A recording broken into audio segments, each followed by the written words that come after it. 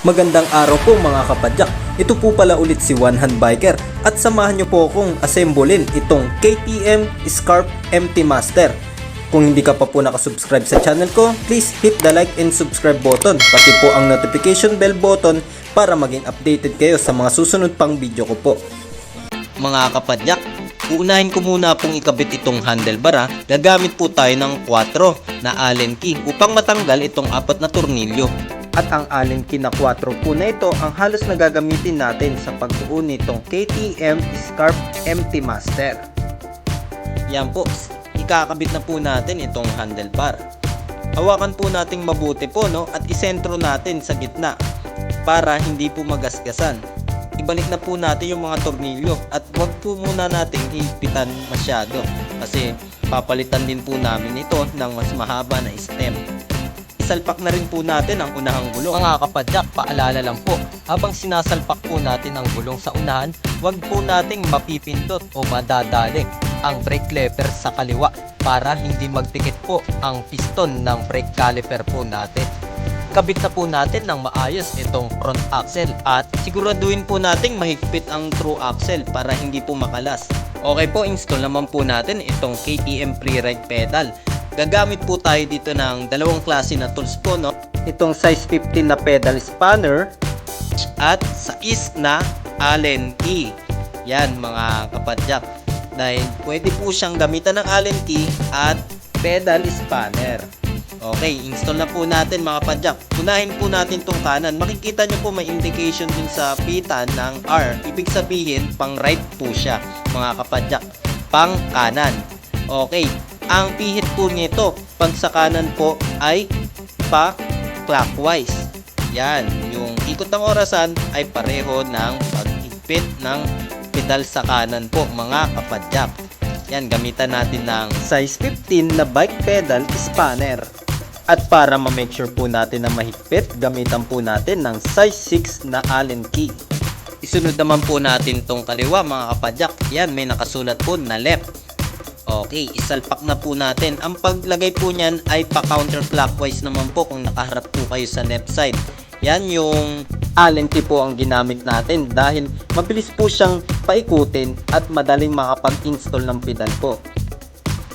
Ayan po, naikabit na po natin yung KTM Freeride pedal po. Tara po mga kapadyak at palitan naman po natin ang stem ng mas mahaba. By request po yan. Papalitan po natin ng KTM Prime. Yan po, 2 volts lang po siya. At may haba po siya na 90mm at 31.8 na bore. At negative 6 po siya mga kapadyak. At titanium bolt po ang gamit. Mga kapadyak, nag-prepare din po ako ng alcohol upang gamitin sa pagtanggal ng KTM air grip.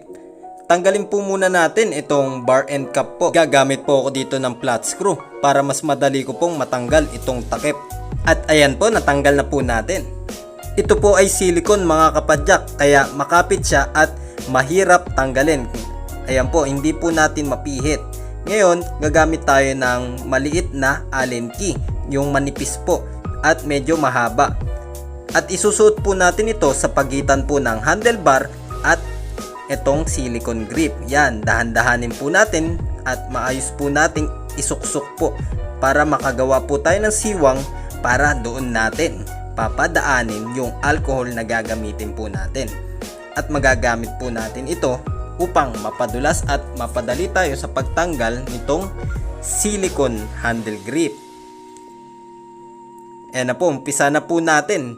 Okay po mga kapadyak, mag-i-spray na po tayo ng konting alcohol dito sa siwang na ginawa po natin ha. Ayan po, tapos papaikutin po natin itong Allen key. Paikot po ng handlebar. Yan mga kapadyak. Then bunutin po natin. Tapos i-squeeze po natin. Pahugot po. Yan. Medyo madulas na po. Kaya matatanggal na po natin ito ng maayos. At mas madali. Ayan. Tagumpay po tayo mga kapadyak. Okay na okay. Yan. Wala pong gas-gas. Tara mga kapadyak. Ikabit na po natin itong KTM Prime na stem na 90mm. May dalawang tornilyo din po ito sa likod. at 2 tornilyo naman sa harap. Hindi katulad nung iba na may 4 na tornilyo. Ito po mga kapadyak ay kailangan isuksok po sa handlebar, kaya kailangan po natin tanggalin ang handle grip at itong mounting ng brake lever. Yan, at tatanggalin din po natin itong stem po mga kapadyak para maumpisa na po natin ma-install yung stem na mas mahaba. Yan, 4 pa rin po ang gamit natin na tools. Ayan, natanggal na po natin itong top cap at luwagan itong mga tornilyo po. Yan, natanggal na po natin mga kapadyak at ikabit na po natin itong stem po. Luwagan po muna natin yung bolt po sa likod at sa unahan. Ngayon, i-shoot na po natin mga kapadyak. Ayan po yung KTM na Prime clean shape. Kaya siya clean shape, yan, medyo bakalbo yung unahan niya. Tapos yung tornilyo niya para mahigpitan ay nasa baba. Yan, malinis tignan.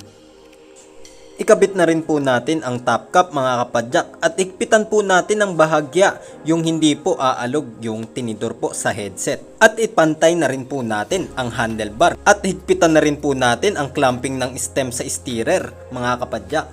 At ibalik naman po natin itong brake lever at shifter na tinanggal po natin kanina at itong KTM silicone air grip. Ibalik na rin po natin mga kapadyak.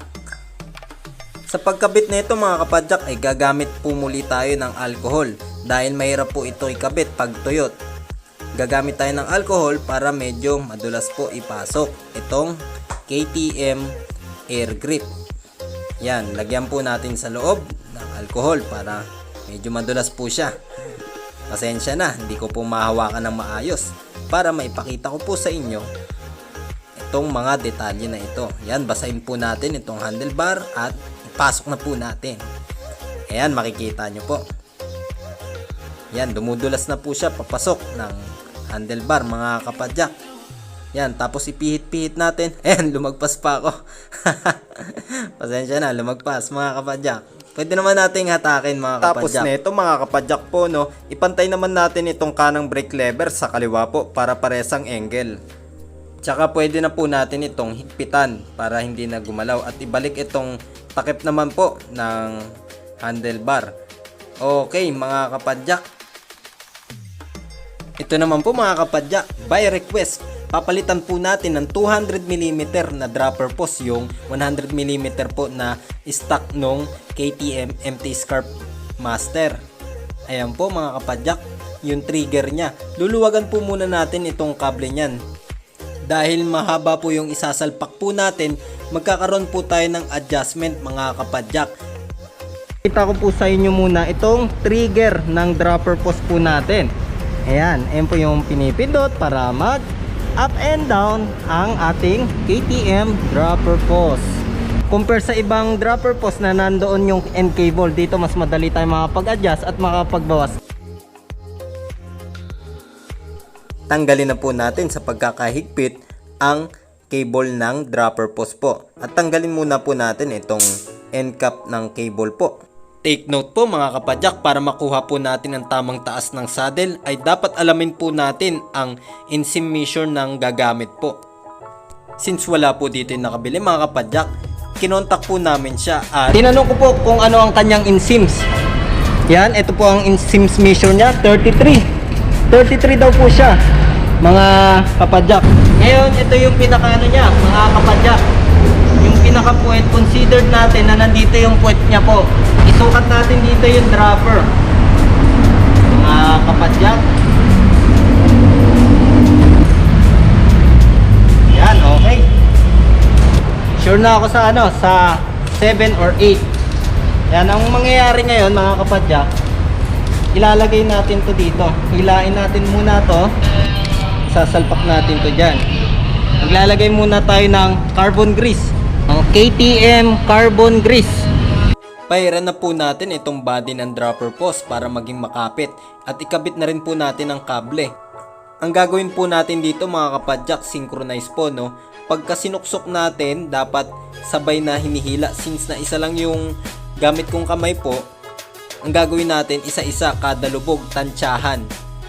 mag-a-adjust din po kasi tayo ng cable habang hinihila po natin yan at nilulubog yung dropper post, humahaba yung cable sa unahan po. Kaya magpuputol po tayo mga kapadyak pagkabaon dahil kukunin po natin yung sukat. Yan, higpitan po natin ng konti dahil magsusukat po tayo dito mga kapadyak kung ilangan or gaano kahaba ang magiging excess pag kinabit natin sa trigger. Ayan, nagluwag na po tayo. Bale, hihilain ko na po. Hinila ko rin po pati yung cable sa loob. Kasi magbabawas po tayo ng cable housing para pag kinater po natin ay hindi rin natin po mapuputol yung kable na yon. Okay, yan. Itutulak ko na rin po pabalik mga kapadyak. Ayan, napalabas na po natin yung cable at muli nating ikabit na po itong dropper post. At uulitin po natin ang step po kanina. Okay po mga kapadyak, naikabit na po natin itong dropper post natin. Ayan, nakikita nyo po, naikabit na natin. Pero wala pa po itong karga na hangin. Yan, makikita nyo, pinipindot ko, pero kailangan natin iangat. Ayan, bago natin ikabit yung saddle, kakargaan po muna natin ng hangin itong dropper post. Gamit itong 5mm na Allen key, tatanggalin po natin itong tornilyo ng seat post po. Kasi nandito po sa loob yung dito niya po o yung valve para makapag-bomba tayo ng hangin. Okay po mga kapadyak, natanggal na po natin itong isang bolt. Ngayon, matatagpuan po natin yung valve dito sa gitna po. Ayan po, may takip na goma. Maganda po yung ginawa dito, no, na nilagyan ng goma para hindi nako-corrosion yung valve once na mabasa. Ito po yung pinaka-goma niya po. Ngayon, yan po yung valve. Nakikita nyo po. Dito po tayo maglalagay ng hangin. Dito natin kakargaan nitong dropper post po. Ito po ang gagamitin natin na pambomba, mga kapadyak. Hindi po basta-basta na pambomba ang ginagamit po dito, ha. Ito po ay damper pump or tinatawag natin na shock pump mga kapadyak. Yan, nakikita nyo po. Mga kapadyak, ang hangin po na dapat ikarga po ay base din po sa timbang ng sasakay po para po maiwasan ang mechanical problem sa ating dropper post. Dito po sa box ng KTM Team Seat Post po ay matatagpuan po natin ang manual po kung ilang PSI ang dapat po ikarga. Depende sa timbang po ng sasakay. Okay mga kapadyak, since na mga 210 pounds yung rider na sasakay po, ang ilalagay po natin ay itong 75 to 100 kg. Kasi ang total po ng 210 pounds or 210 libs ay 95 kg. Yan po. Ang ilalagay natin ay mga 250 PSI mga kapadyak. Kargahan na po natin ng hangin mga kapadyak. Yan, siguraduhin mahigpit po ang nozzle po. Yan, bombahan po natin. Tips lang mga kapadyak, kung 250, gagawin po natin 260. Dahil pag binunot po natin yung nozzle po, ay sisingaw po siya ng konti. At sasakto po siya sa 250 or mababa ng konti. At ikabit na rin po natin mga kapadyak ang kanyang saddle. Siguraduhin po natin na tama ang level ng ating saddle para hindi masakit sa puwet, sa balakang at sa singit at sa ating kamay. Mga kapadyak, ito po ang isang kagandahan pag mayroon po tayong dropper post. Hindi tayo mahirapan sumakay dahil pwede muna po nating ibaba muna yung upuan bago tayo sumakay. Ayan, okay na okay mga kapadyak. Testing din po natin kung gumagana itong ating dropper post na isineta po, no? Ayan. Okay. 1, 2, 3, go! Yan. Tapos upuan ko kung bumababa, lagyan natin ng pressure. Okay po. Tapos pindutin naman po natin para bumaba. Lagyan natin ng bigat at yan. Okay na okay mga kapadyak. Tapos po pagbababa tayo, ibaba lang natin yung upuan at ihakbang ang paa palabas ng bike. Yan. Okay. Tapos ipantay na po natin yung upuan mga kapadyak. At higpitan na po natin mga kapadyak ang seat clamp ng maayos. At putulin na rin po natin yung excess cable. Okay, tapos lagyan na rin po natin ng and cable para hindi tayo matusok. Pumbahan na po natin ang gulong sa tamang PSI. Ayan po. Tapos itono rin po natin. Siya nga pala mga kapadyak, may ituturo po ako sa inyo na huwag nyong gagawin. Pag binaba po tong dropper post, huwag nyo po isasabit na nakababa po yung dropper post kasi masisira po yan. Yung piston niya sa loob ay sisingaw. Okay, yan. Dapat po naka-eject po or naka-pull up yung dropper post natin. Tsaka natin isabit. At para maingatan naman po, lagyan po natin ng foam kasi yung clamping po ng ating bike stand ay meron matigas na part po para maiwasan ang pagkagasgas at pagkakaroon ng dent. Ayan po, naisabit na natin mga kapadyak. Ang gagawin ko po ngayon ay magtotono po ng drivetrain. Medyo nakatono na po ito mga kapadyak, pero kailangan pa rin po nating i-double check. Okay po mga kapadyak, tapos na po natin ma-assemble itong KTM Scarp MT Master. Mga kapadyak, na double check ko na rin po ang mga tornilyo po, tulad po ng sa crank, sa preno at through axle, pati yung drop out po ay na-check ko po sa tamang higpit. Gumamit na rin po ako mga kapadyak ng torque wrench at sinigurado ko rin po na mahigpit din po yung mga tornilyo ng mga pivot at chinek ko po kung nasa tamang newton meter po ba yung pagkakahigpit sa bawat tornilyo. At kung may mga katanungan ka naman po kapadyak, please comment down below at sasagutin ko po yan isa-isa. Maraming salamat po mga kapadyak sa pagsama sa akin dito sa pag-assemble ng KTM Scarp MT Master. Sana po ay may mga natutunan po kayo, no? At muling abangan nyo po ako sa mga susunod kong video po. Kung hindi ka pa po nakasubscribe sa channel ko, please hit the like and subscribe button, pati po ang notification bell button para maging updated kayo sa mga susunod pang video ko po.